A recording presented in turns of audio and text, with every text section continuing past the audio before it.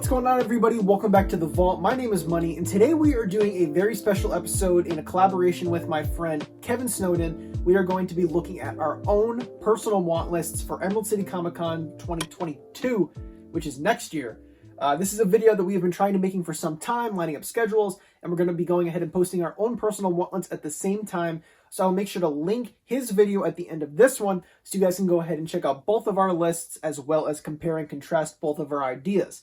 So we don't know what each other is going to be putting on our lists. He picked 6 things. I picked 5 things. It's going to be interesting to see if maybe we have any overlap because we both do have some similar tastes. If you're not following and subscribing Snowden, all of their information will be linked down below in the description of this video. They're on Instagram at Music by Snowden, and they're on YouTube at Mr. Snowden's Neighborhood. So make sure you guys go ahead and show them some love, check out their content. This has been something that we've wanted to do for some time, like I said, so I'm very excited to be doing this with him now. So basically, we each picked a few things that we want to see for Emerald City Comic Con next year. I'm also going to hit him up and say that maybe when we get to Emerald City Comic Con next year, it will be kind of interesting to maybe get together and do like a Zoom call or something and then reflect on each other's lists when that Comic Con comes around next year. That could be a pretty cool thing to do. So number 5 on my list is an updated Green Goblin. Now, we do have a few different Green Goblin pops. We have the diamond one. We have a glow-in-the-dark one that was an Emerald City Comic Con exclusive in 2017, 2018, one of those conventions. Then we also have the standard Green Goblin that had a chase to Walgreens, but it's been a long time since we've gotten a brand new Green Goblin mold, so I would love to see a new updated one where it's not in that stupid blocky Freddy Funko pose that they had for all their molds for a very, very long time period. Funko has pushed the mold. They've done all sorts of different creative things when it comes to making a pop. So it would be kind of interesting to see them do a new Green Goblin with more action in the glider. They could even do something like how they did with the Red Goblin with the flames underneath it, with the board kind of tilted up. I think there's a lot of room for improvement when it comes to a Green Goblin pop. So, of course, Emerald City, it makes sense to do Green Goblin, and I really want it updated. Number 4 on my want list for Emerald City for next year is something that I've actually talked on the channel already about, and that is Zombie from Minecraft. I love Minecraft, play it all the time. I play it with my friends all the time, and Danny and I enjoy playing it together. And we do have a few Minecraft pops. We have the Ocelot and a couple other ones. We just picked up the Ocelot actually a few days ago.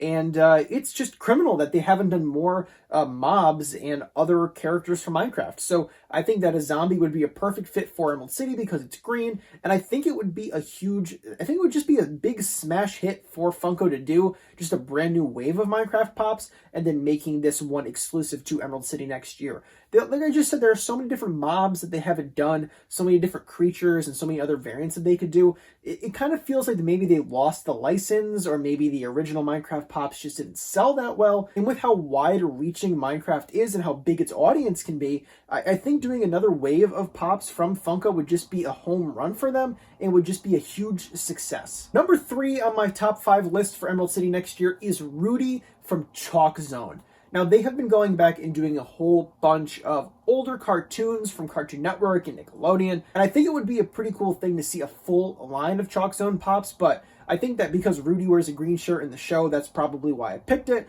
But in general, I would love to just see a Chalk Zone 3-pack with all 3 of the main characters, and Emerald City Comic Con would be a great place for that. And of course, I'm just kind of basing this off of the color green, and Rudy's shirt is kind of like this tannish green color. But I've been looking into a lot of older cartoons from like the early 2000s, mid 2000s that I've kind of forgot about, and Chalk Zone is definitely one of those shows. So if I had to pick any convention to see a Chalk Zone 3-pack to it, I think that Emerald City Comic Con would get my vote. You could put a little insert in the back of them with the Chalk Zone kind of like, you know, the chalkboard, and then in the middle it opens up into Chalk Zone to really immerse this pack in the universe. Number 2 on my want list for Emerald City next year is Frankie from Foster's Home for Imaginary Friends, and of course Frankie does wear a green hoodie, and I'm going to go ahead and lump this in with another Foster's Home character, Coco. Give me a break how they didn't do Coco and Wilt and Frankie and Madame Foster. Maybe they're just trying to take it slow and do a few Foster's pops at a time, but I'm really hoping that this isn't just a one-and-done line for Funko and that we get a full wave after this initial one. And I think that Frankie and or Coco going to Emerald City Comic Con next year is a pretty safe bet. Now, I had predicted that Coco would be an exclusive for this year. I was, of course, let down by it, but that also could be because it was just too soon after the initial announcement. I mean, this video is being recorded and being posted in April, and Mac and Blue are just now starting to show up at Hot Topic. So maybe because it was so close to the Funko Fair announcement in, was it February? I think it was February.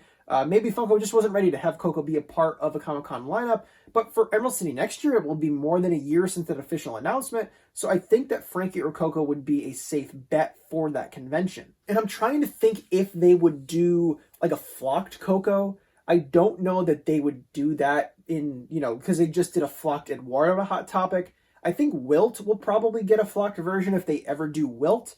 But I don't know that Coco is furry. I mean, granted, if you guys can see my Pokemon collection over here, that doesn't stop them from doing stupid stuff before. But I don't think that Coco is furry. I think it's kind of a plant. So I think maybe if we get a Coco Pop, we won't see a flocked version for a Comic-Con exclusive.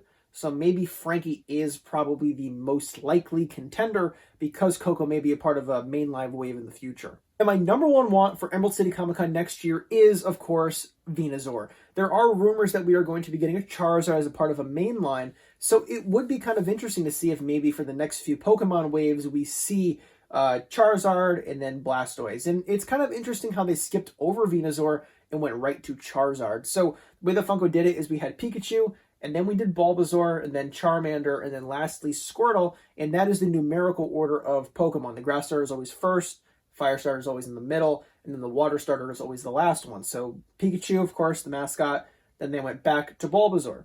So it's interesting how in doing the fully evolved versions of the starters, based on leaks, of course, we see that Charizard is going to be the next pop as a part of this next wave.